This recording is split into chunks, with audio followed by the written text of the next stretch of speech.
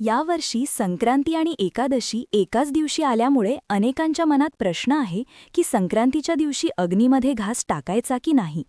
परंपरेनुसार एकादशी हा पूर्णपणे विष्णू भगवानाचा, सात्विक आणि संयमाचा दिवस मानला जातो.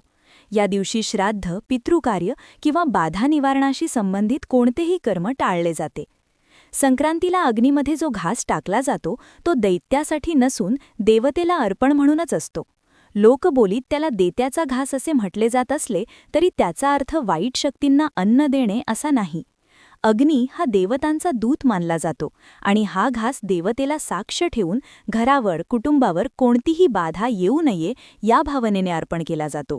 मात्र जेव्हा संक्रांती एकादशीला येते तेव्हा एकादशीच्या पवित्रतेमुळे त्या दिवशी हा घास अग्नीमध्ये टाकू नये अशी परंपरा आहे. अशावेळी संक्रांतीच्या दिवशी फक्त देवपूजा, तिळगुळाचा नैवेद्य आणि दानधर्म करावा. घास टाकायचा असल्यास तो द्वादशीच्या दिवशी किंवा संक्रांतीच्या आधीच्या योग्य दिवशी टाकावा. थोडक्यात सांगायचे तर एकादशी असलेल्या संक्रांतीच्या दिवशी घास टाकू नये आणि तो देवतेला अर्पण म्हणून द्वादशीला करावा. यामुळे परंपराही जपली जाते आणि एकादशीची पवित्रताही राखली जाते. अशीच खरी आणि सोपी धार्मिक माहिती हवी असेल तर हा व्हिडिओ लाईक करा आणि चॅनलला नक्की फॉलो करा.